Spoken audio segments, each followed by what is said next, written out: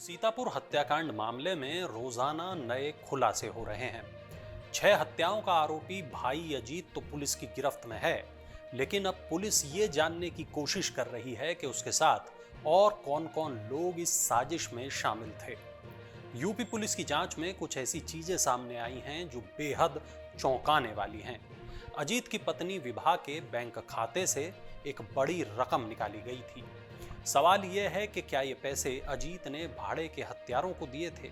सवाल ये भी है कि इस हत्याकांड के तार कैसे 28 साल पुरानी एक वारदात से जुड़ रहे हैं। आखिर 28 साल पहले क्या हुआ था। आज इस वीडियो में हम आपको सीतापुर कांड से जुड़ा हर बड़ा अपडेट बताएंगे। नमस्कार, मैं वरुण कुमार, आप देख रहे हैं अमर उजाला। मैं खबर पर आगे बढ़ूं उससे पहले आप इस चैनल को सब्सक्राइब कर लें ताकि हमारे वीडियो आप तक पहुंचते रहें। चलिए अब आपको बताते हैं इस केस में कौन से नए खुलासे हुए हैं और पुलिस को क्या कुछ नया पता चला है। लेकिन उससे पहले आपको एक बार घटना के बारे में बता देते हैं ताकि जिन लोगों को सीतापुर केस के बारे में नहीं पता वो भी इस वारदात को समझ लें।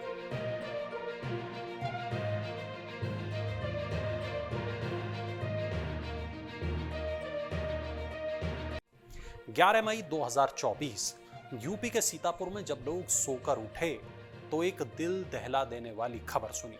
ये खबर थी 6 लोगों की मौत की खबर। पुलिस को पता चला था कि अनुराग सिंह नाम के एक शख्स ने अपनी मां सावित्री सिंह, अपनी पत्नी प्रियंका सिंह और अपने 3 मासूम बच्चों की हत्या कर दी और फिर खुद को भी गोली मार ली। इसके बाद पुलिस मौके पर पहुंची, जांच शुरू कर दी। अनुराग के छोटे भाई अजीत सिंह ने पुलिस को बताया कि अनुराग और उसकी पत्नी प्रियंका की आपस में काफी लड़ाई होती थी। अनुराग शराब भी बहुत पीता था। हत्या वाली रात भी दोनों के बीच तकरार हुई थी। इसी के बाद अनुराग ने अपनी मां, अपनी पत्नी और अपने 3 बच्चों को जान से मार दिया। इसके बाद उसने खुद को भी गोली मार ली। अजीत ने दावा किया था कि उसने खुद को कमरे में बंद कर लिया था ताकि वो अपनी जान बचा सके। पहले अजीत की थ्योरी को ही सही माना जा रहा था। पुलिस ने भी एक बयान जारी कर दिया था। अनुराग को ही उसके परिवार का कातिल बताया गया कि अनुराग ने नशे में, कर्जे के दबाव में, मानसिक बीमारियों के चलते इस हत्याकांड को अंजाम दिया है।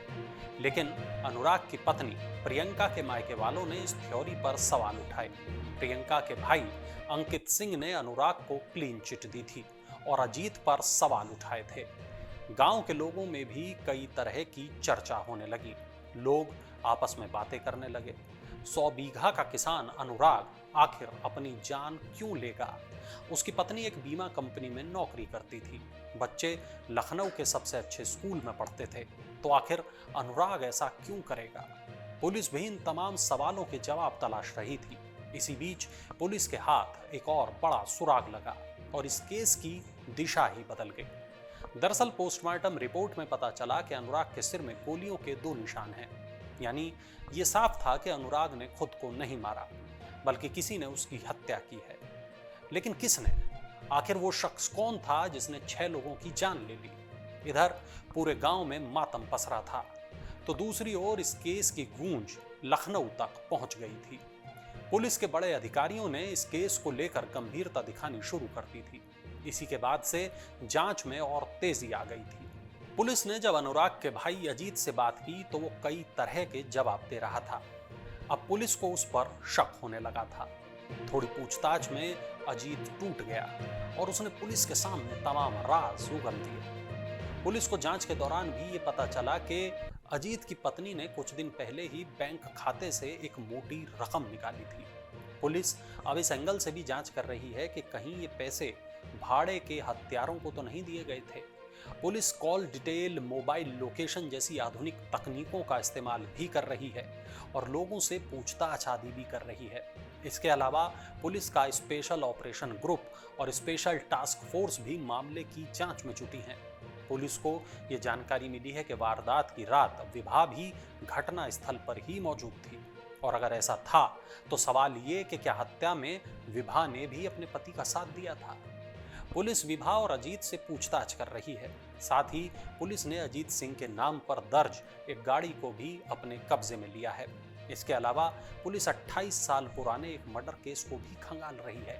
दरअसल 1996 में अनुराग के एक पट्टीदार भरत सिंह की हत्या हुई थी। इस मामले में अनुराग के पिता वीरेंद्र सिंह नामजद थे, लेकिन सबूतों की कमी उन्हें दोषी साबित नहीं कर पाई थी।